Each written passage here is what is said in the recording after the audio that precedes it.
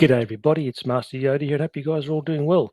The title of today's video is it's going to be a reaction video to a documentary on the online dating industry, stuff like Tinder, Plenty of Fish, all that sort of stuff. Yeah, I came across this video the other day and yeah, look, great video.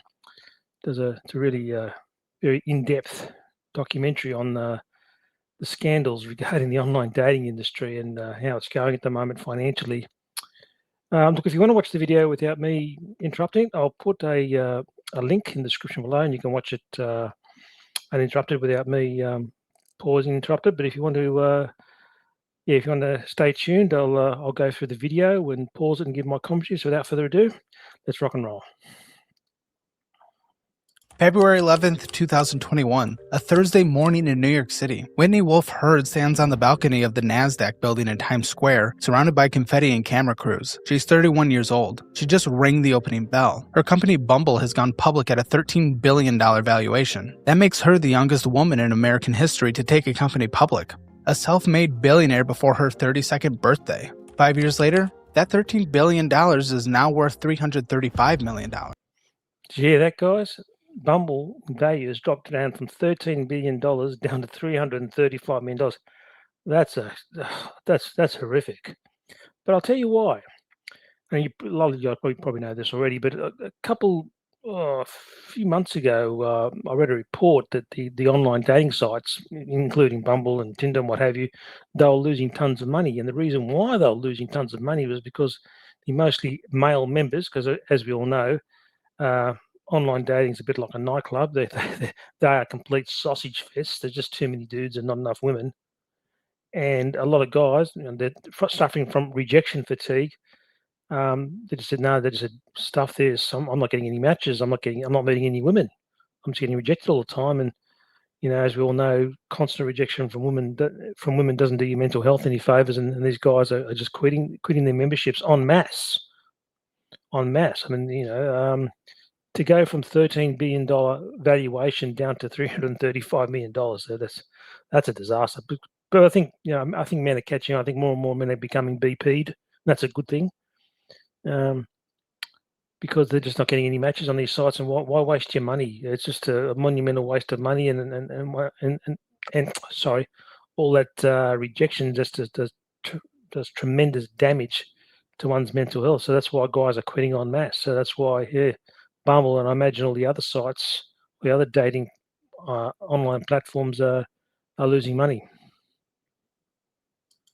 Bumble stock trades at $3, down 96% from its peak. Whitney Wolfe Herd has stepped down as the CEO, come back as the CEO, stepped down again, and come back again. The company she built is circling the drain. And Bumble is not even the worst story here. Match Group, the company that owns Tinder, Hinge, OkCupid, and about 40 other dating brands, peaked at a $48 billion market cap in 2021. Today, it's worth about $7 billion, an 82% collapse. That's horrendous. Yeah, to lose that amount of money. Yeah, once again, the mostly male members of these sites are quitting en masse because they're just not getting any matches. And it's I wouldn't go as far as saying the internet dating industry is a scam, but there are a lot of scams that do go on in it, and I will go into greater detail later during the video. I mean, look, some people do meet each other. I mean, I have 3 nephews, and 2 of them have met their marriage partners from I think from Tinder. So some people do meet. Some people do get lucky, but overall, I think most guys, unless they're in that top 5% of looks, or unless they just get lucky, they get nothing on these sites, and they're sick of wasting all their money, getting rejected all the time, and they just say, "Nah, screw this. I'm cancelling my membership," and that's why these sites are losing so much money. Yeah. Spark Networks, the company behind Zoosk, Christian Mingle, and JDate, didn't just decline, it went insolvent in January 2026, delisted, shareholders wiped out entirely. Combined, dating app companies have destroyed roughly $54 billion in investor wealth since 2021. Those are the corporate numbers, but the human numbers are worse. In the United States, 24% of adults under 30 report having 0 sex in the past year. That figure has doubled since 2010. That doesn't surprise me.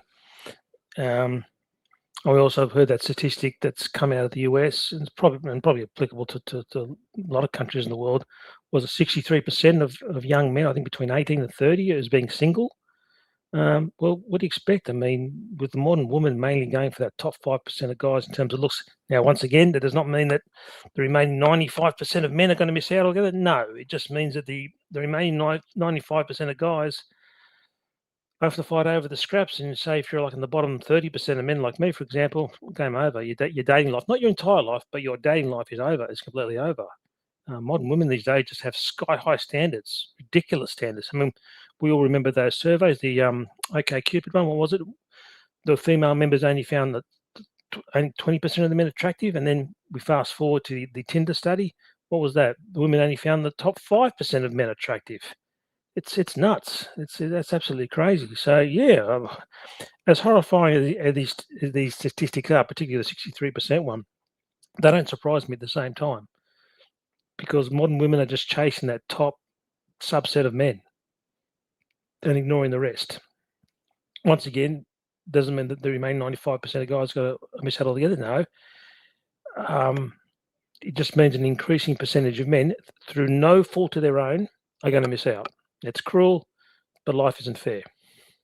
Male virginity ages 22 and 34 have gone from 4% to 10% in a single decade. The average age of first marriage for men has climbed to 30.8, up 8 full years since 1960. 1 in 4 Americans who turned 40 this year has never been married. In 1980, that number was 1 in 17. And the fertility rate, the United States now sits at 1.6 births per woman, well below the 2.1 needed to replace the population. South Korea is at 0.72, Japan is at 1.2, Italy at 1.24. The Congressional Budget Office projects the American rate will stay at 1.6 for the next 3 decades. The Institute of Health Metrics and Evaluation projects that by the year 2100, 198 out of 204 countries on Earth will be below the replacement fertility. Only 6% remain above it: Samoa, Somalia, Tonga, Niger, Chad, Tajikistan. The companies that promise to make finding love.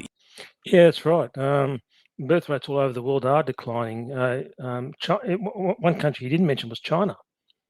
I think the birth rate there is, I think it's 1 point something percent, and as we all know, I think just to keep your population static, I think a woman needs to have an average of 2.1 kids just to keep the population, at its current level. Anything below that, population goes down. Yeah, well, what do you expect? I mean, it's expensive. I mean, housing is expensive. Raising kids is expensive, and the governments have just made it so expensive. It's just too expensive. That's why less people are getting married, less people are having kids. What did you expect? And also, too, you got a couple in the family court system. You as a man, if you get married, and even if you're not at fault for the breakdown of that marriage, the family court system could destroy you. So, what did you expect? What did you expect was going to happen? It's you got a no fault divorce system, which rewards and incentivizes bad female behavior in marriages. That's not to say that men can be at fault for the breakdown of marriages, but in a lot of cases, women are at fault, and men don't want to risk that, which obviously spawned or created the MGTOW movement. And this is a community of men, usually family court victims, and they're warning other men, look, guys, by all means have intimate relationships with women, but don't get married to them, and don't cohabitate with them, because the family court system could destroy you. But no, I mean, the birth rates all over the world are dropping like a stone, even in China. And also too, with China, you got the one-child policy they had, and that was enforced. They've reversed it, but it's too late. The damage is done. Anyway, let's carry on. Easier may have actually made it harder, and now those companies are collapsing, while the loneliness crisis they helped accelerate keeps getting worse. This is the story of how dating apps broke modern romance, and what happens next. Los Angeles, 2012. Inside a startup incubator called Hatch Labs, backed by IAC, the media conglomerate run by Barry Diller, a small team is building something they organically call Matchbox. Sean Redd, the CEO, Justin Mateen, his college friend and chief marketing officer, Jonathan Budding, the engineer, and a 22 VP of marketing named Whitney Wolf. Budding codes a mechanic that will change everything: the swipe. Left for no, right for yes, a binary choice fast enough to be addictive, simple enough for anyone to understand. They renamed the app Tinder. Wolf figures out how to make it spread. She drives to sorority houses at the University of Southern California and Southern Methodist University. She throws pizza parties, hands out flyers, and at one event, she distributed branded thong underwear. Her pitch is simple. The cute people are already on the app. The double opt-in, where both people have to swipe right before a conversation can begin, makes women feel safe enough to try it. It works. Tinder goes from 5,000 users to over 1 million in a matter of months. By 2015, it's the top grossing app in 99 countries. Revenue is roughly doubling every year. There's just one problem. Sean Rad and Justin Mateen are dating the same coworker, and that coworker is Whitney Wolf. Wolf and Mateen had been in a relationship while he was her direct supervisor. When it ended, things got ugly. In June 2014, Wolf filed a lawsuit alleging sexual harassment. She claimed Mateen called her a slut in front of the company leadership. She claimed her co-founder title was stripped because, and this is a direct quote from the lawsuit, having a young female co-founder makes the company look like a joke. The case settled in September 2014 for a reported $1 million plus. Mateen was suspended and eventually left. Wolf was out. Within 3 months, she launched Bumble. The twist, only women can send the first message. The seed money, $10 million, came from Andrei Andreev, the Russian-British founder of Badoo, a European dating platform with 79% ownership of the new company. Match Group saw Bumble as a threat. In 2017, they offered $450 million to acquire it. Andreev turned them down, reportedly turned down offers approaching $1 billion.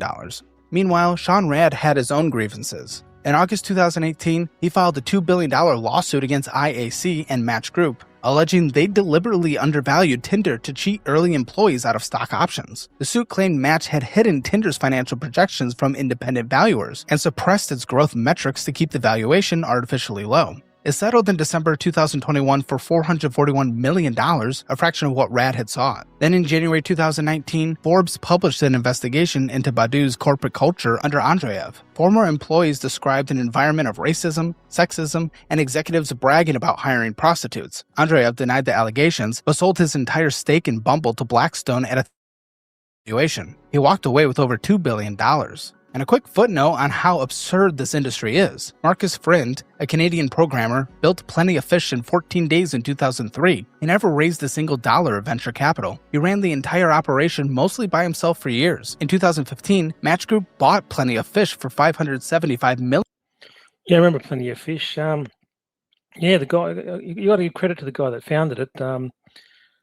Actually, initially it was a genuinely free site. But the way he made his money was from the advertising. Obviously, advertisers are going to know that a lot of people are going to go on dating sites, so they paid him to advertise on his site. So that's how he made his money, because he didn't charge the members anything.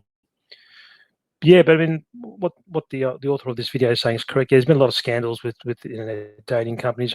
I remember many years ago I watched this really good YouTube video. Unfortunately, I couldn't find it. It was made by the BBC there in the UK, and it was about some of the fraudulent activities that go on with these dating sites. And they interviewed two former British employees of an English dating site. They left their jobs on principle because what their job was to do was they were part of the pseudo team. And what they did, they would create fake profiles of women and send fake messages of interest to men to try to get them to sign up. Because one of the scams that the internet dating industry does, they'll say, "Oh, look, it's free to join," and it is. You know, if you want to join a dating site, they don't charge you. But if you actually want to use the site, as in receive and send messages, they put up a paywall. So one of the sneaky little things that the dating sites do, and they've been caught doing it. I say a male member joins the site, but he hasn't paid his, hasn't given his debit card or his credit card details. So what they'll do, the dating site, they'll create a fake profile of a woman, a fake woman. That person does not exist. They'll then, I think they call them bots.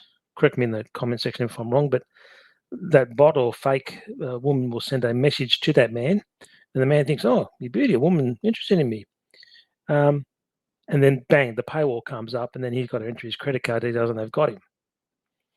That's one of the scams at the internet dating industry. People say, yeah, free to join, yeah, which it is, but you got to pay to use the site. Yeah, but there's been lots of scandals with the internet dating industry. And this video is highlighting that.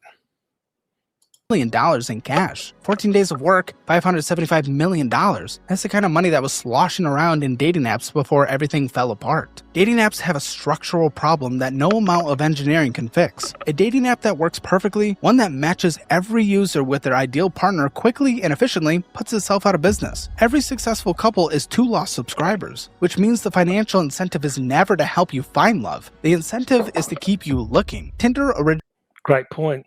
A great point. That's a fantastic point. Now, you would think that the dating sites would want you to find someone, because then you'll tell your friends, oh, guess what? I found my wife or my girlfriend on Tinder or Match.com or whoever, and then they'll sign up. There's a very, I know this is not very ethical, but there's a reason why the dating sites want you to fail, because you keep paying your subscription fees. Because think about it, guys. If it was easy for you to find, your wife or girlfriend or hookup partner on Tinder or whatever dating site you go on, well, then you'd either pause or cancel your membership because you found somebody. But they want you to keep getting rejected, so you keep paying. You keep paying these subscription fees. That's good for their business model. PUAs work the same way as well.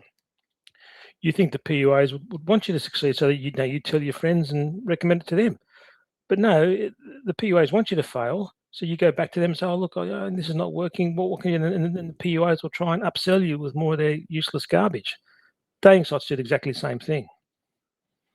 originally ranked users with an ELO rating system, the same system used in competitive chess. The more people swiped right on you, the higher your score. The higher your score, the more visible your profile. In 2019, Tinder quietly replaced this with what it calls a more sophisticated algorithm. It never disclosed how the new one works. What it did disclose is its pricing. Tinder now runs 4 paid tiers. Plus, at $25 a month, Gold at $40, Platinum at $50, and Tinder Select at $499 a month.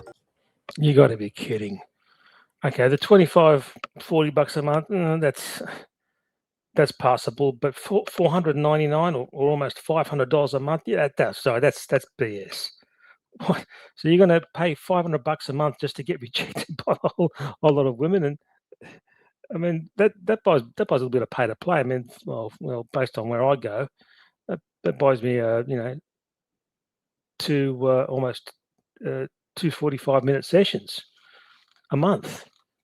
Why would I go on Tinder, get rejected like an idiot, whereas I can see a lady of the night and get laid guaranteed? I mean, this is just straight out corporate greed. Straight out greed.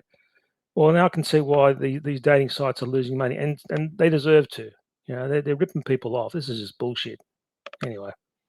That's $6,000 a year for a dating app. Select gives you 2 messages per week to people you haven't matched with, 1 week-long profile boost, an unblurred photo of whoever liked you, and a little badge next to your name. The pricing wasn't even consistent. A California class action lawsuit revealed Tinder was charging different prices based on age, gender, and sexual orientation. Men over 50 were paying up to 5 times more than queer women under 30. The case settled for $60.5 million across 268,000 users. But the underlying business model works like this. Women are the product. Men are the customers. Women need to be on the app in large enough numbers to keep men interested. Men need to pay for the privilege of being visible to those women. 80% of Tinder's paying subscribers are male. In February 2020, in other words, a sausage fest.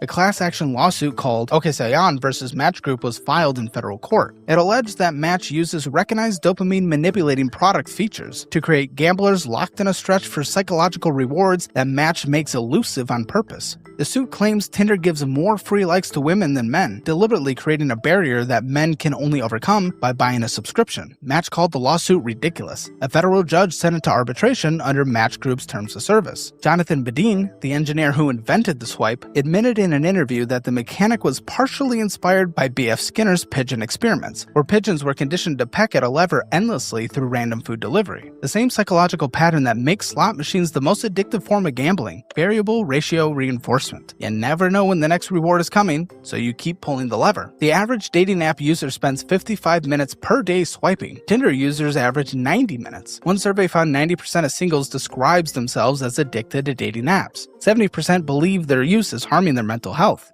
A 2016 meta-analysis. Yeah, absolutely. Particularly for male members. Not so much women. I mean, women. it's easy for them. I mean, and the woman doesn't have to be that attractive. I mean, you can get an average-looking woman, and she'll have. I guarantee you, there'll be a ton of simps after. I'll give you a classic example. And I've mentioned this in previous videos. In 2011, this is around, I think, December 2011, I went to one of my favourite mature age establishments, if you know what I mean. And I picked this lady. I was 43 at the time. She should have been close to 50. She was reasonably attractive. She was passably attractive, a bit on the chubby side. And after we made love, we're making a bit of small talk, and we're talking about dating and stuff. And she said she was on a dating site. I said, okay. And I said, how'd you go? She goes, oh, I received 3,000 messages from men. Didn't pick one of them. I said 3,000, and I said to her, didn't you find any of these guys attractive? I mean, surely you must have found one of them, at least one of them. She goes, no. Yeah, yeah. It's just so easy for women. It is. I mean, they literally got a smorgasbord, and just with this video, just a few seconds before, the author said, I think there's Tinder, or one of the websites, I think, or I think OkCupid, 80% of the members are men. On Tinder, it's actually worse. I read a report that the ratio of men to women on Tinder is 9-1. 9-1. I mean, why would you waste your time? And yeah, I think, but just going back with men, I think all that rejection, and once again, rejection does not do your mental health any favors, guys. It really doesn't. You know, you go on these dating sites, you pay all this money, you swipe. You don't get, you just get rejected all the time.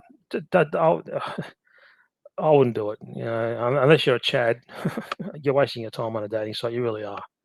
You're wasting time and your money. Yeah.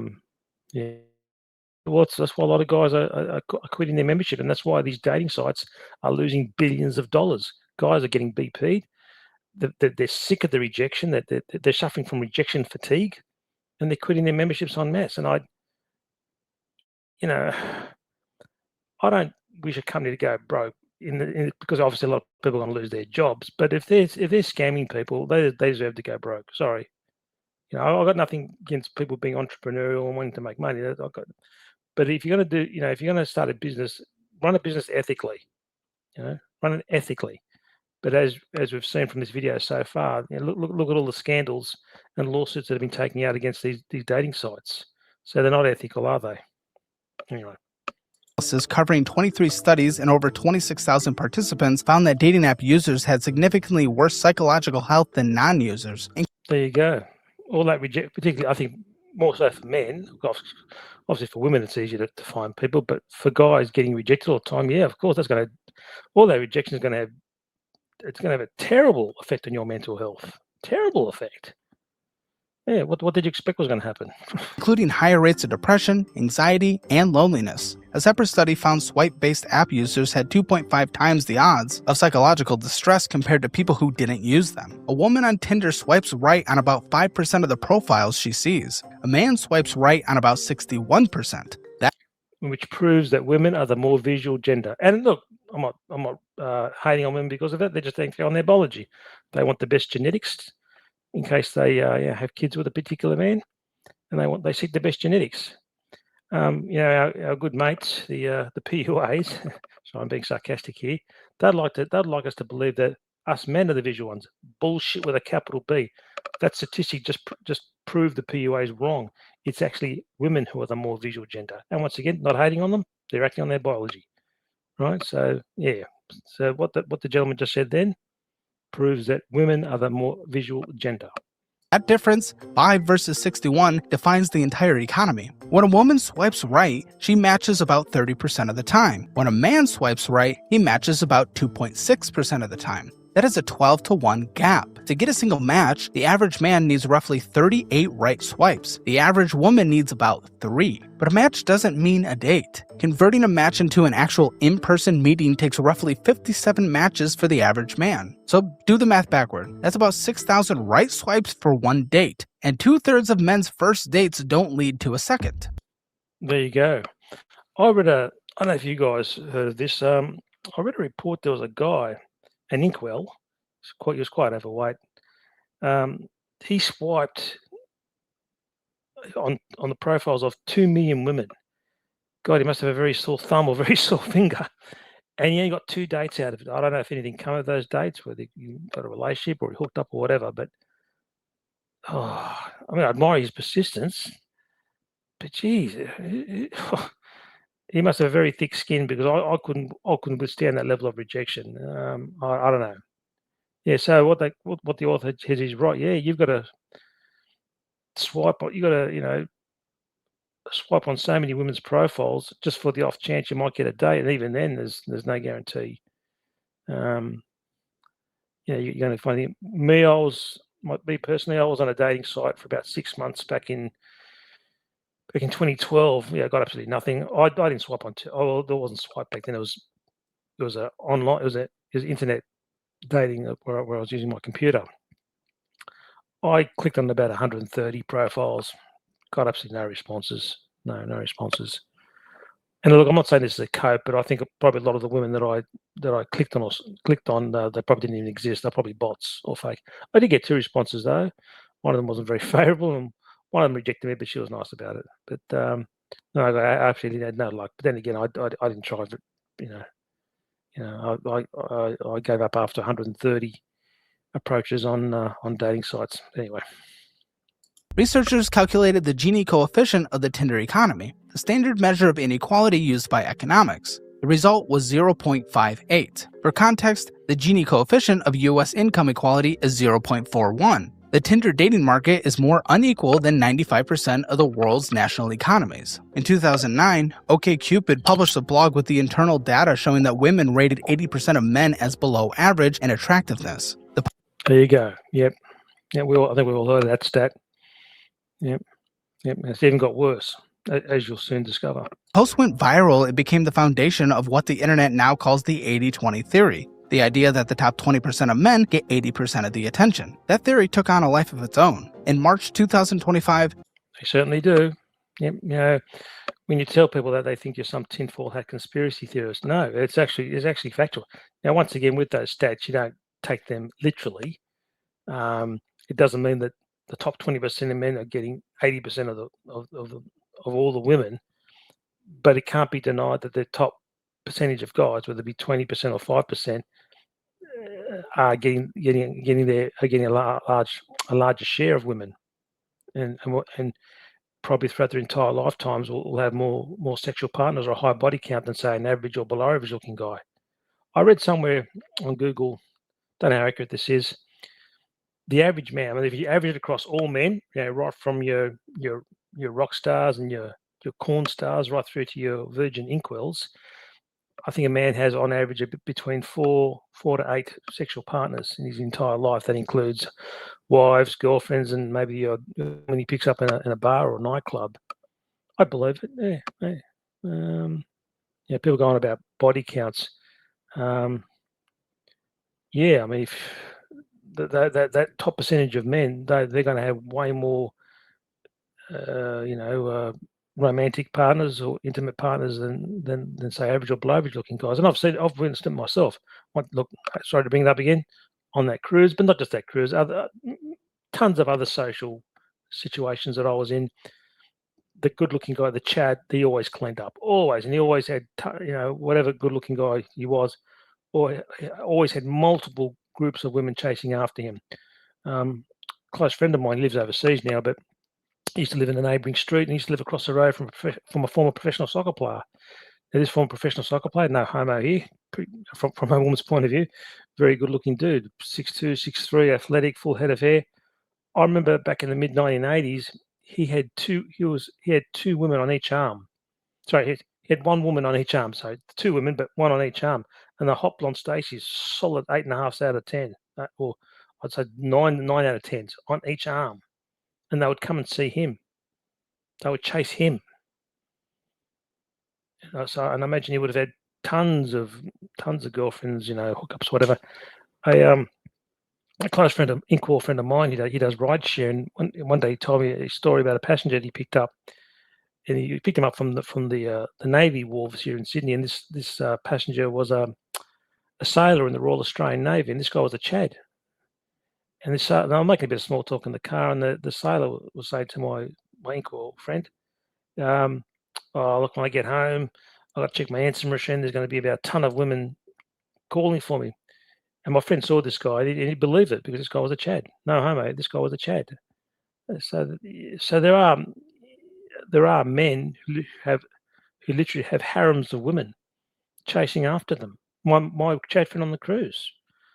Sorry to bring up again, but when I was walking around the ship, I mean, as I said before, we stayed out, we stayed out of each other's way. He did his thing, I did mine. I think we were not in each other's pockets. But when I observed him in other parts of the ship, he'd have 3 or 4 women surrounding him without fail. And even you walk down the street and you'll see a good-looking guy, and there'll be 3 or 4 women hanging around him. And I've seen that happen shitloads of times.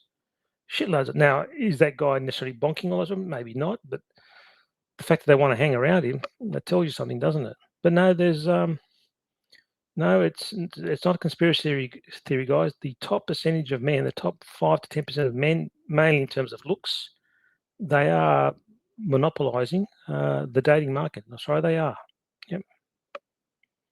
Netflix released a miniseries called Adolescence about a 13-year-old British boy accused of murdering a classmate after being radicalized by incel ideology built around the 80-20 framework. It became the 3rd most watched show on the platform. The actual data on whether sexual inequality is increasing is more nuanced than the memes suggest. General Social Survey data from 2024 shows that 7.4% of American men had 3 or more sexual partners in the past year, down from 19% in earlier decades. Everyone is having less sex. It's not that a small group of men is hoarding all the partners. The pool of sexual activity is shrinking across the board, which might actually be more alarming than the alternative. This subject matter can be hard to digest, but for most Americans, their personal financial situation is the hardest subject to approach and manage. But with the Dollarwise budgeting app, you can finally take control, and since there's a free trial, you can see for yourself, get a full picture, automate your budget. Sorry, guys, an ad. Sorry, I couldn't stop this. Sorry, apologies.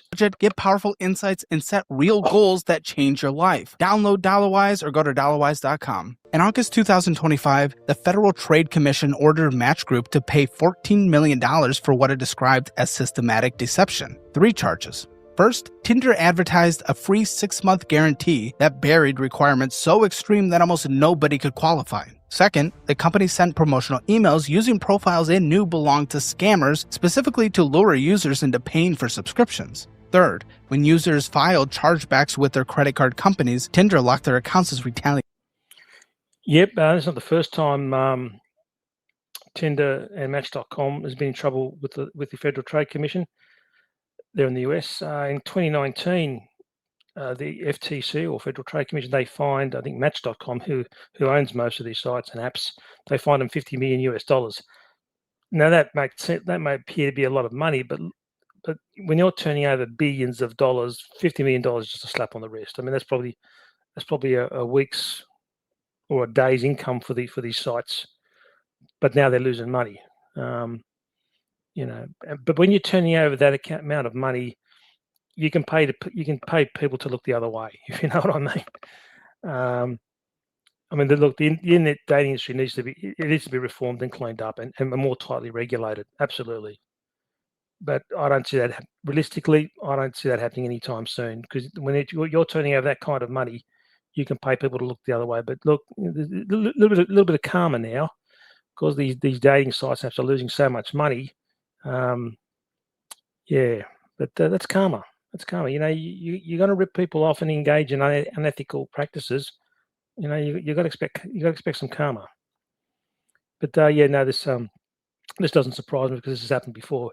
As I said before, in 2019, the FTC fined Match.com for engaging in fraudulent and illegal activities. $14 million sounds like a lot. It's 0.4% of Match Group's $3.5 billion in annual revenue. For the company, that's just a rounding error. And then there's shadow banning, where the app makes your profile invisible to other users without telling you. You can swipe right, you can still send messages, they just don't exist anymore. In 2023, Hinge confirmed to Gizmodo that it does this. It describes it as a way to reduce bad behavior. It did not define what constitutes bad behavior. The Better Business Bureau received over 15,000 complaints about Match Group apps in 3 years. 7,000 of those came in a single year. Many described the same experience. Accounts banned with no explanation, no appeal process. Yeah, I've heard about this from other guys. Guys have told me they've been kicked off dating, and they didn't do anything wrong. Just because they questioned someone, or they said something, and they didn't say anything bad. They get kicked off the sites. Yeah, these dating sites, for the most part, they're a scam. I'm sorry, they are. Look, some people do meet do meet their marriage partners or hook up with other people. So there is some validity or authenticity to these sites, but for the most part, they're a scam. And obviously, you can see that here from this video. So yeah, anyway. And no refund of paid subscriptions. Match Group's cross-platform system means a ban on Tinder can follow you on Hinge, OkCupid, and Match.com using facial recognition and phone data. In 2023, Bumble announced that ghosting, simply not replying to someone, could result in a ban. Think about that for a second. A dating app threatened to punish women for not responding to men they didn't want to talk to in the first place. There's a number that doesn't get enough attention. 44% of Gen Z and millennial men say they refuse to approach a woman in public. Not because they lack confidence, though that's part of it, because they've calculated the risk. Getting filmed, getting posted on social media, getting screenshotted and shared, getting reviewed on an anonymous rating app. One of those apps was called T. It launched as a dating safety tool where women could leave reviews of men they dated. Within months, it became, in the words of multiple tech journalists, a cesspool of defamation. Yeah, I've heard about this. This is disgraceful. This is utterly disgraceful. Look, I don't mean to sound mean or nasty, but if these dating sites all go broke and disappear off the face of the planet, I'll rejoice. Seriously, I will. I mean, I know they're businesses and they're out to make money. I don't begrudge them for that. But all we ask is they behave in an ethical, honest manner, but they don't. They don't. And to do this, and there's a very valid reason why men aren't approaching men anymore. Fear of rejection or a humiliating rejection. Fear of getting a harassment charge filed against them. One of my subs, who has his own channel, Big TV T82, fellow Aussie, a sub of mine, on one of his videos, he mentioned when he was doing the PUA stuff, he just approached him very passively, not very sleazy. He didn't try to touch her or do anything inappropriate. He just had a bit of a chat with her and asked her out. She said no, and he said, fine, no worries. Sorry to bother you, lady. Next thing you know, 2 security guards pull him up and say, why are you harassing that woman? And he said, I wasn't, I was just asking her out. She said no, and I went away. I mean, why did that woman do that? Okay, look, I can understand if Big TV or Big TV T82 or any other guy, he went back after the woman rejected it. Then I can understand her for getting the shits because the man's harassing her. But Big TV T82 is not like that. He's a good guy. He's a decent guy. He accepted the rejection and left the woman alone. But this woman, and I don't like insulting people. She's being a bitch. She complained. She complained to the security about him, and he did nothing wrong. He did absolutely nothing. He just asked her. He approached her, didn't try to touch her or anything. He accepted the rejection and left her alone. But no, she had to report him to security. So that's another reason why guys aren't approaching women. Yeah, false allegations, being humiliated, and now they're resorting to this. Humiliating guys online. That's not on. I hope the women who do this. I hope they get sued into oblivion. You don't defame someone who hasn't done anything wrong. That's just not on.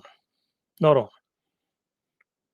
And the dating sites wonder why men aren't signing up anymore. And women are wondering why men don't approach them anymore. Well, what do you think? Use your common sense.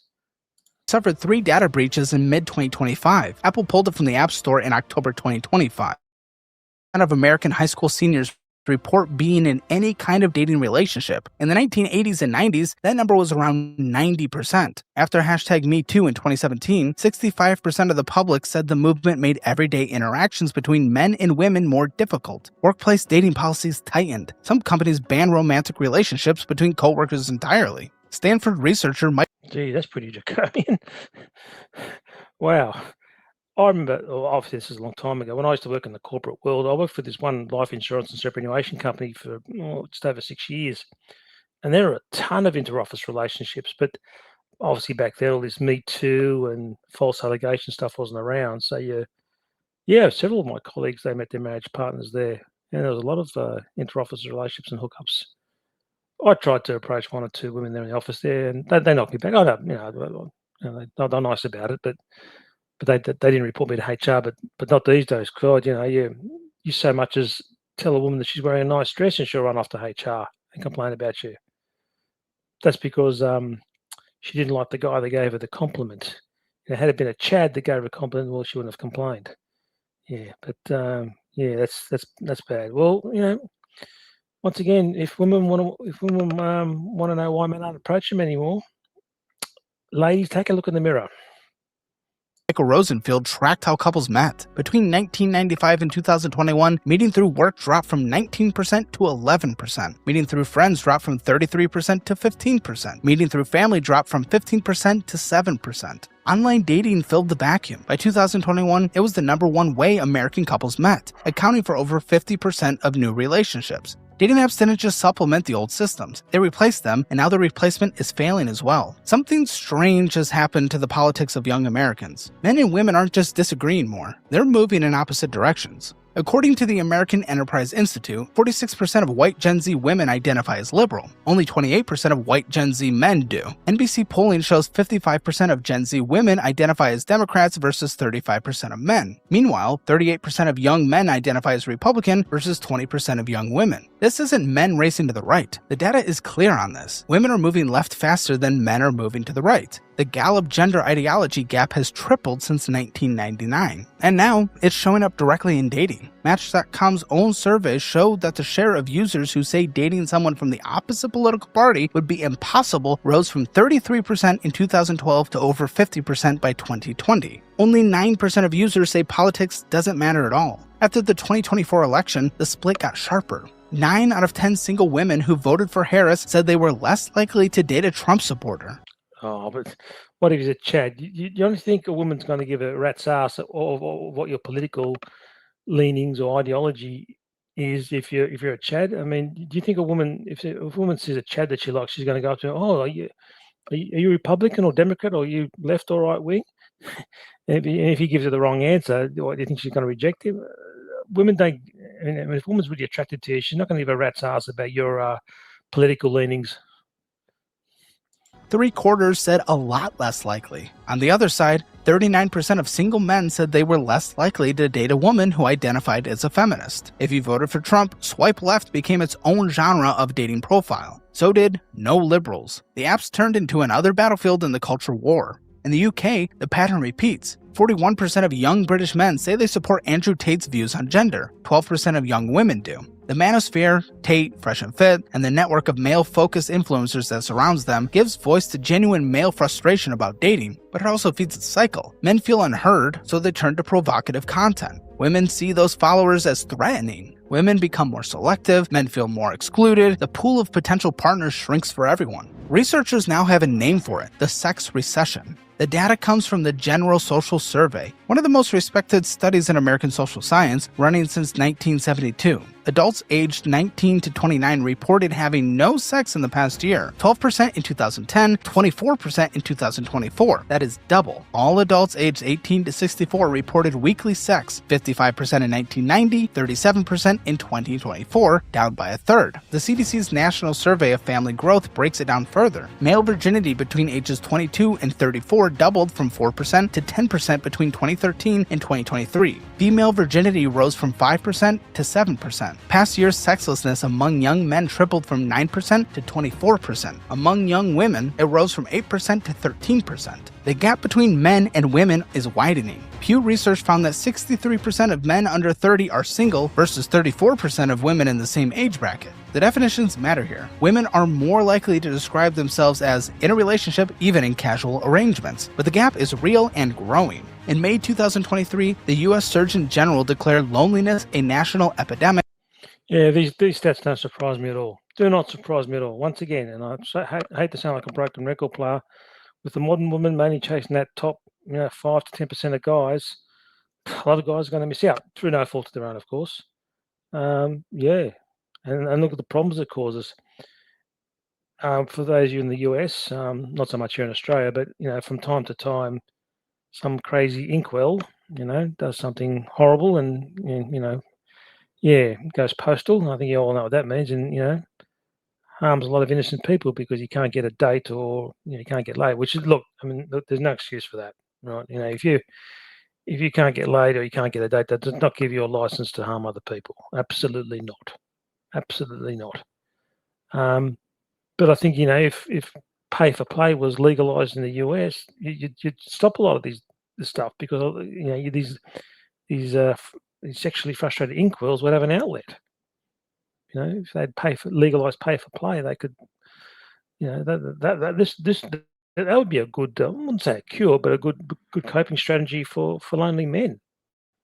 And there is a male loneliness epidemic out there. Yeah. Oh, look, I mean,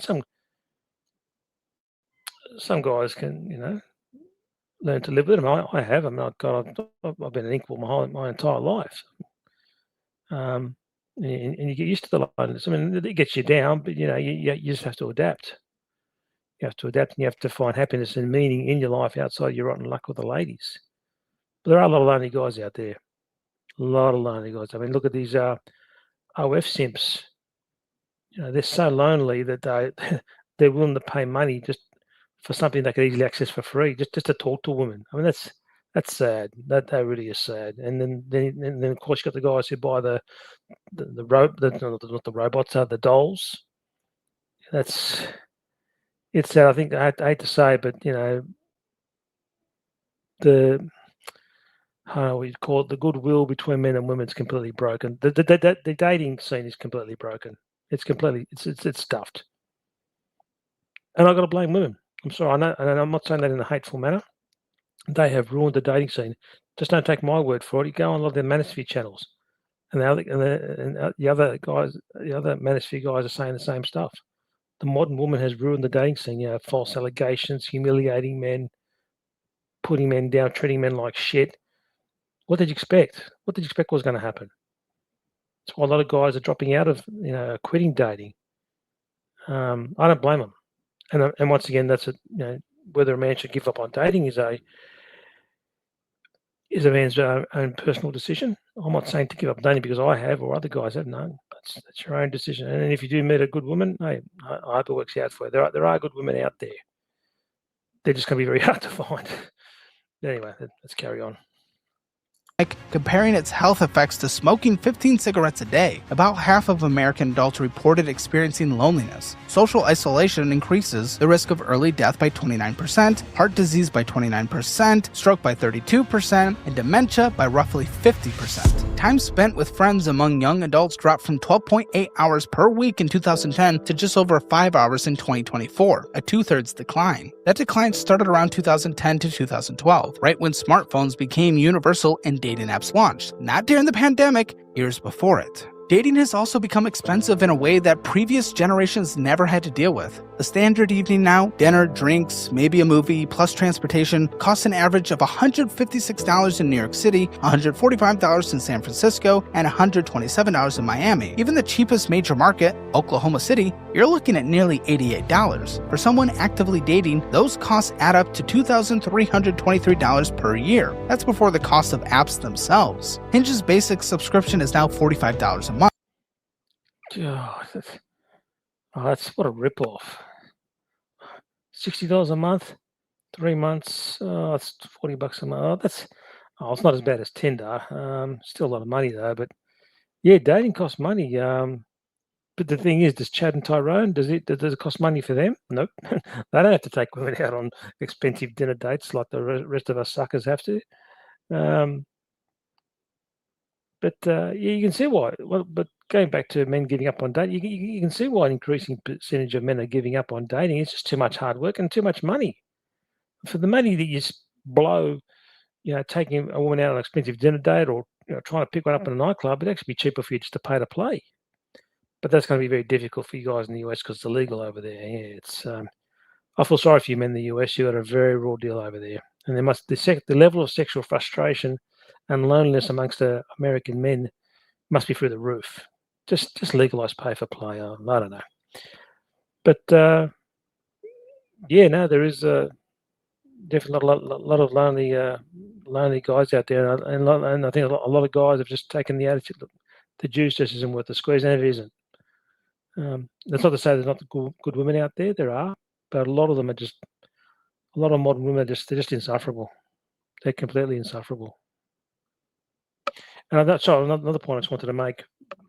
Yeah, there's a lot of as a society we've become very what's the word socially disconnected. I mean, you go to not that I went to nightclubs very often. I was more into live pub rock, but you go to any singles function, regardless whether it's a nightclub or a pub or wherever, and the men stand in their corner and the women stand in theirs, and there's hardly any mix. I mean, some mixing goes on, but it's no.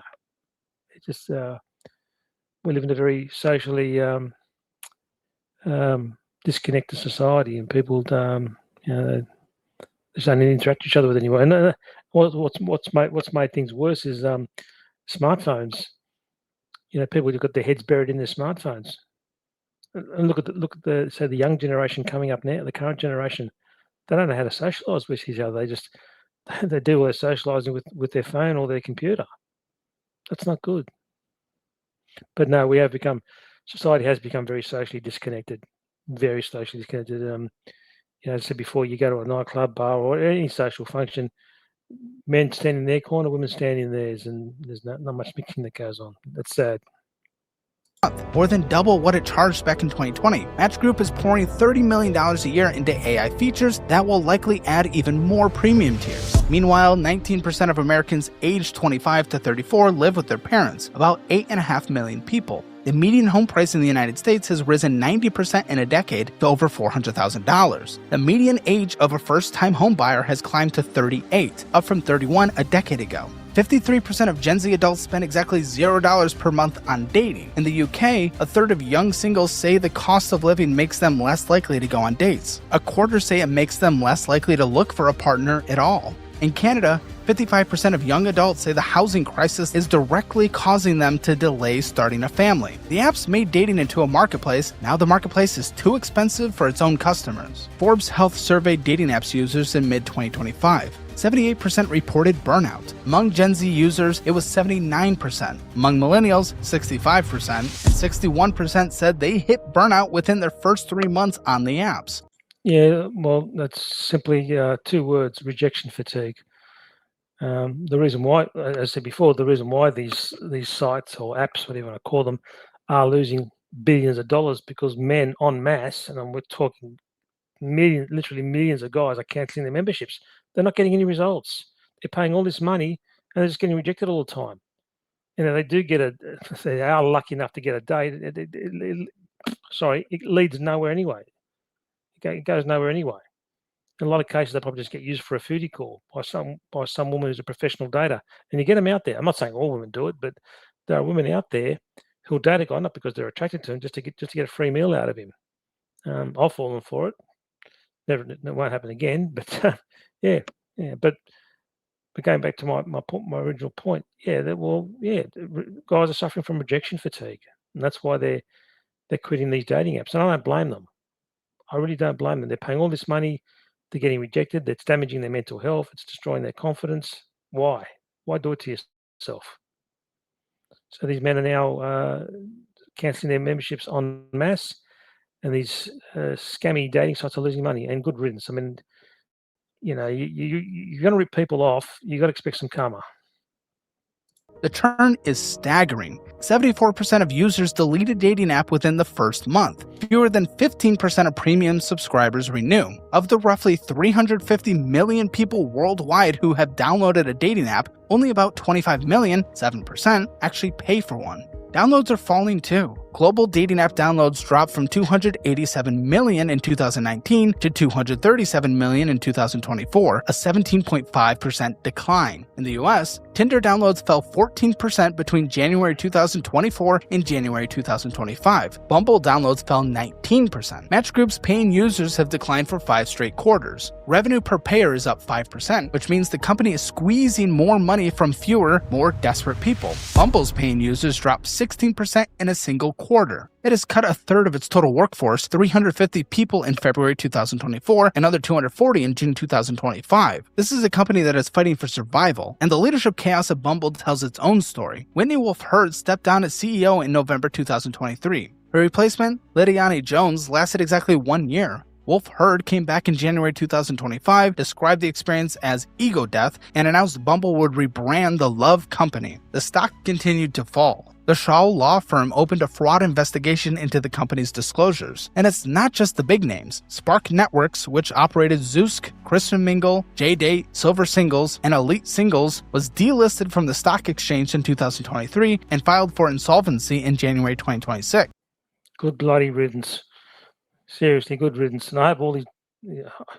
I know it's not a nice thing to say, but if these dating sites are going to continue on with this kind of this unethical, fraudulent behaviour, they deserve to go broke and vanish off the face of the earth. Yeah, what can I say? But corporate greed, and like the old saying goes, money is the root of all evil. Yeah, what can I say? Look, if any of you guys are on dating sites and you're not getting any results, I'd cancel your membership and save your money and save your mental health as well, because all that rejection can't be doing your mental health any favors. Look, if you're getting some results, good, stay on there. But if you're not, I'd strongly recommend you cancel your subscription. Yeah, anyway. Shareholders received nothing. While every other dating app company collapses, one is growing. Grindr, the gay dating app, reported 30% revenue growth in its latest quarter. Revenue is approaching $440 million annually. Net income is roughly $100 million. EBITDA margins sit at 47%, the highest in the industry by a wide margin. The company has 15 million monthly active users served by just 151 employees. That works out to nearly $3 million in revenue per employee. Google's figure is $1.8 million. Grindr spends $8 million on marketing, just 2% of revenue, and still grows at 30%. That's almost entirely word of mouth. 3 things explain why it works when nothing else does. First, there's no gender imbalance. Both sides of the market are the same gender, with the same motivations, the same communication style, and the same willingness to initiate. The 2-to-1 male-to-female ratio that cripples straight dating apps doesn't exist here. Second, the dating app serves a community that needs it for reasons beyond dating. For LGBTQ plus people, especially in less accepting regions, knowing who's nearby isn't just about romance, it has social value, safety value, identity value. Third, Grindr is built on utility, not gamification. It shows a grid of people near you. You tap on someone, you talk to them. There is no swiping, no algorithmic games, no blurred photos dangled behind a paywall. The app does what it says it does, and that turns out to be a viable business model. Take a moment and get some free, easy money. With a Chime checking account and my link, you can get $350. Sorry, guys, another ad. Can't do anything about it. Sorry, apologies. When you set up direct deposit and pair that with a nation-leading high-yield savings rate, there's literally no reason not to sign up right now. Chime.com/Caleb or link in the description below. In October 2025, Grindr's large shareholders proposed a $3.46 billion take-private deal at $18 per share. The offer was later withdrawn, but the message was clear. Investors saw more value in taking the company private than letting the public market its price. The lesson from Grindr is simple. A dating app that prioritizes actually connecting people quickly with minimal friction can be widely profitable. The apps that built engagement traps and paywall labyrinths are the ones dying. What's happening in the United States is not unique. It's a pattern repeating across every developed economy on Earth, and some of the most extreme cases are in Asia. South Korea, the total fertility rate is 0.72, the lowest ever recorded by any country in human history. Births have dropped 70% in 3 decades. At the current rate, the country's population could halve within 60 years. The South Korean government has spent over $270 billion on programs to encourage people to have children. Cash bonuses, housing subsidies, fertility treatments. The result? The birth rate fell further. In 2017, a movement called the 4B movement started gaining traction among young South Korean women. The 4Bs stand for no dating, no sex, no marriage, and no childbirth. Young men, for their part, voted roughly 60% for conservative president Yoon Suk-yeol. When surveyed, men said women's worst quality was being a feminist. Women said men's worst quality was having sexist attitudes. That's sad. That's sad. Well, the men are right. Look, I got nothing against women being equal and being treated equal. Of course, they should be treated equally, always. And if they want to participate in the workforce, have careers, business, hey, go for it. I've got nothing against that.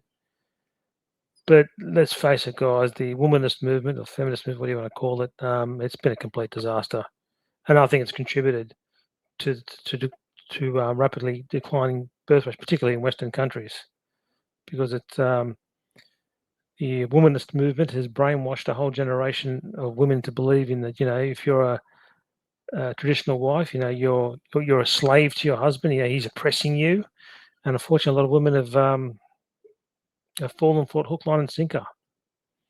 So yeah, there's a reason why birth rates are falling. I think the womanist movement or feminist movement has played a big role in that. Yeah, but now birth rates are all over the world are declining. China, Japan, everywhere. There's only a handful of countries, and I think the author did mention that previously in the video, have positive birth rates, but around the world it's dropping like a stone. Now, of course, I mean it's expensive to have kids. You got to buy a house. They're mostly they're pretty much unaffordable. You're going to need a job. As we know, the world economy at the moment is not in a good spot, particularly what's happening with the Middle East at the moment.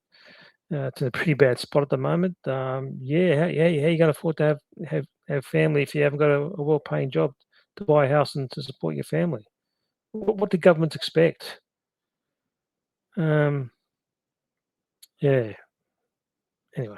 And then there's Japan. 42% of single men aged 18 to 34 are virgins, according to 2023 survey data. The population has been shrinking since 2011. The term herbivore men, coined in 2006, describes young Japanese men who have lost interest in sex, dating, and relationships entirely. 1 in 8 Japanese children is now born through IVF. Then China. The total fertility rate has fallen to 1.09, despite the government ending the one-child policy in 2016 and then moving to a 2-child and then a 3-child policy. The one-child era, combined with a cultural preference for sons, created 35 million more men than women. Rural bachelor villages have formed in regions with gender ratios exceeding 130 men for every 100 women. Xi Jinping personally appealed to women at the 2023 National Women's Congress to stay home and have babies. The lying flat movement, Tangping, represents young Chinese people rejecting the pressure to work, marry, and reproduce entirely. Hungary offers the most aggressive Western experiment in pro-natal policy. Viktor Orban eliminated income tax for mothers of 4 or more children, offered interest-free housing loans forgiven upon a 3rd child, and nationalized IVF clinics. He explicitly framed these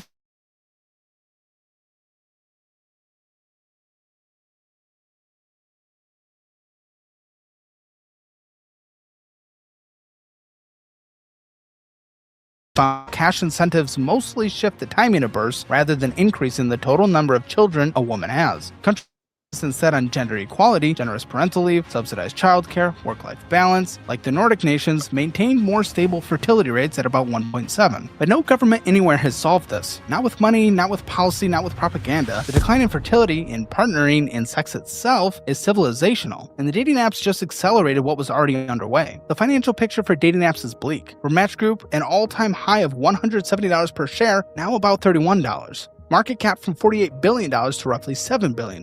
Revenue growth has gone from 25% in 2021 to effectively 0 in 2025, $3.49 billion, flat year over year. Paying users down for 5 consecutive quarters. Tinder subscribers fell from 10.8 million to 9.6 million. The one bright spot was Hinge, which grew payers by 19 to 31%, but then Hinge founder Justin McLeod left in December 2025 to start an AI company called Overtone, and then Bumble. An all-time high of $79 per share, now about $3. Yeah, that's a dramatic. That's dramatic. But once again, yeah, well, you can see why. I mean, the mostly male members of these dating sites and apps are quitting en masse. They're quitting en masse. I don't blame them. They're paying all this money, getting rejected, not getting any dates, not getting any matches. Why? Well, what a monumental waste of money, and a really great way to damage your mental health. No, why? And it's good that people have become more BP'd and caught onto this. Yeah. Market cap from roughly $13 billion to roughly $355 million. Revenue peaked at $903 million in 2022 and has declined ever since. Paying users fell 16% in a single quarter. The company's stock hit an all-time low of $2.61 in February 2026. But then there's Grindr, revenue growing 30% annually for 3 straight years, 47% EBITDA margins. Analysts rate it buy with an average price target at around $19. It's the only publicly traded dating company that Wall Street is optimistic about. But going back to Match Group, its CEO Spencer Rascoff, the co-founder of Zillow, joined in January 2025. Tinder announced its first ever product event called Sparks in 2026 for March 12th. Both Match and Bumble are betting heavily on AI features. The question is whether AI can fix what AI arguably helped break: algorithmic matching that optimizes for engagement instead of connection. There's one more threat to dating apps that few people in the industry want to talk about publicly: AI companions. In the first half of 2025, AI companion apps generated $82 million in revenue and 60 million downloads, an 88% increase over the previous year. There are now 337 AI companion apps generating active revenue worldwide, with 128 new ones launching in just 6 months. Google searches for AI girlfriend surged 2,400% between 2022 and 2024. Replica, the leading AI companion, has roughly 30 million users. 65 to 72% are male. Average day. That's sad. That's what he said. In my video about sex dolls, robots, AI, OnlyFans, I did mention, that I did bring up thing about AI girlfriends. I mean, look, I understand there's a lot of lonely guys out there, and I both empathise and sympathise with them because I'm one of them, although I do pay to play a couple of times a month. They're not the answer, because at some point in time, you're going to realise I'm just talking to a computer animation. It's not a real woman. I think the better option there is, particularly in the US, just legalise pay to play. At least that way you're interacting with a real woman, a real human being, not a bloody doll, robot, or a computer animation. Or that's sad. That really is. Society's broken. It truly is. It truly is. Yeah. Daily engagement is 2.7 hours. Heavy users spend 12 or more hours per day. 60% of premium subscribers report having a romantic relationship with their AI. Character.ai has roughly 233 million users who spend an average of 93 minutes per day on the platform. That's 18 minutes more than TikTok. Match Group's own internal data shows 16% of American singles have interacted with an AI companion romantically. Among Gen Z specifically, a third of single people have done so. Among teenagers 13 to 17, 72% have used some kind of AI companion. One projection suggests 15% of people could choose AI partners over human marriage by 2035. Market projections for AI companions range from $140 billion to $521 billion by 2033, dwarfing the dating apps industry's $6 billion. Italy has already banned Replica. California has passed a bill to regulate AI companions. A federal law called the Chat Act was introduced in September 2025, targeting AI companions accessible to minors. The question is no longer... I think it should be banned, period. I mean, how ridiculous. I mean, you're charging people money to talk to a computer animation. I mean, we live in a clown world, guys. We really do. And society's broken. I mean, if it's got to this stage where people now have to pay money, or particularly lonely men, to talk to a computer animation, I mean, give me a break. Look, don't get me wrong. I'm all for technology, modern technology, both improving the quality and longevity of human life, but not stuff like this. This is going to be very detrimental. Very detrimental. It's going to do tremendous damage to the mental health to the men who use these things. Because once they realise they're talking to something that's not real, it's not good, guys. Not good. Will dating apps recover? The question is now whether a meaningful share of the population will stop choosing human partners at all. Not everything about this story is bleak. Google searches for professional matchmakers nearly doubled between January 2025 and January 2026. Everbright recorded 1.5 million searches for dating and singles events in a single year. Board game speed dating events rose 400% between 2022 and 2023. Running clubs, hiking groups, co-ed book clubs, and fitness communities are being talked about openly as alternatives to the apps. The Thursday app, which only activates on Thursdays and focuses exclusively on real-world events, now operates in over 60 cities. Hinge itself spent $2 million to support over 100 real-life social groups, which is a fairly remarkable admission that digital-only dating may not be enough. There's a cultural shift happening too. Among Gen Z, not being on dating apps has become a status signal. Not having Instagram is considered attractive. Saying you met people in person is a flex. 90% of Gen Z respondents in one survey said they'd prefer to meet a partner offline. The irony is that an industry that helped kill organic meeting is now trying to recreate it. There are 3 scenarios for what comes next. Scenario 1. The apps adapt. They fix the algorithms, they stop optimizing for time on app and start optimizing for actual matches. They make pricing transparent. They implement real identity verification. They use AI to improve match quality instead of to extract more money. They stop banning people with no appeals process. Now, this requires accepting slower growth, lower engagement numbers, and shorter subscription periods. Wall Street would hate it, but it might save the industry. Scenario 2, the apps decline and something else fills the gap. Real-world matchmaking scales up. Community events become the primary way people meet. Churches, fitness groups, hobby communities, and professional matchmakers take back the territory that apps captured over the... Look, I hope what the author is saying is correct. Look, I hope men and women do go back to meeting each other like the old-fashioned way. Either through friends, mutual friends and acquaintances and family. They hope they go back to meeting each other the old-fashioned way. I hope that happens because these apps have been a bloody disaster. I'm sorry, they have, and they have. And as per the title of this video, they have dating apps and sites ruined a generation. Yeah, I think they have, absolutely. And I hope that men and women go back to meet each other in the old-fashioned way. Once again, I got nothing against modern technology, but only when it improves the quality of human life, not ruins it. And I think let's be honest, dating apps and sites have just ruined the dating scene. They absolutely have. And fortunately, a lot of men are starting to catch on to it, and they're quitting their memberships, and that's why these dating sites and apps are losing money and losing lots of money. I think also too, in addition to what the author said about cleaning this stuff up, the internet dating industry has got to be more tightly regulated, but it won't because it's turning over. Well, not now, but in the past, it turned over so much money that I assume they probably paid to look. They probably paid the authorities to look the other way, But it has to be cleaned up.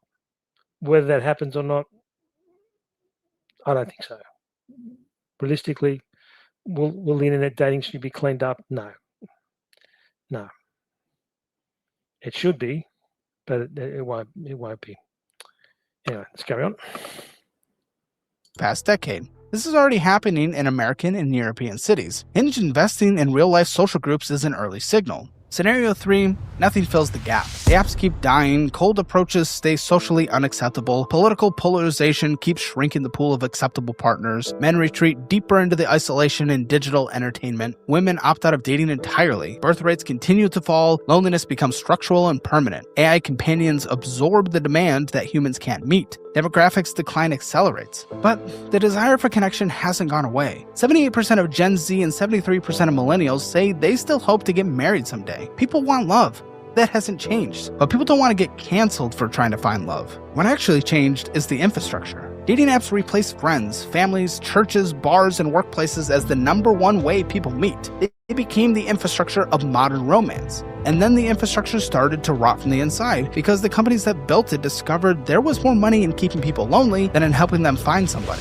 $54 billion in market cap destroyed. 24% of young adults not having sex. Fertility below replacement in virtually every developed nation. A surgeon general calling loneliness an epidemic. People getting canceled for cold approaching. Women defaming men on apps like T. AI girlfriends for the loser men with 233 million users. Whitney Wolfe heard ring the Nasdaq bell 5 years ago, worth $13 billion, the youngest female self-made billionaire in the country. Today, that company trades at $3 a share and is under investigation for fraud. There you go. Yeah, there you go. Well, and as I said before, there's a very valid reason why these dating sites and apps are losing lots of money because men are wising up. This is bullshit. I'm not getting any matches. I'm paying all this money. I'm getting nothing for it. And yeah, I mean, how many times have the internet dating industry been caught engaging in fraudulent activities? As I said before, there is some validity to them. I mean, some people do meet each other on these apps. Some men and women do meet their marriage partners or hookup partners on these apps. So there is some validity to it, but the rate of success is pathetic. It's absolutely pathetic. I mean, and that's reflected in the huge amounts of men cancelling their memberships. And I don't feel sorry for these dating sites and apps. No, you want to engage in fraudulent, unethical behaviour because you're greedy. Karma's going to come back to bite you on the ass, and it's biting you hard. And I really hope men and women go back to meeting each other the old-fashioned way. I really do, because these sites and apps have been a complete disaster. I'm sorry they have.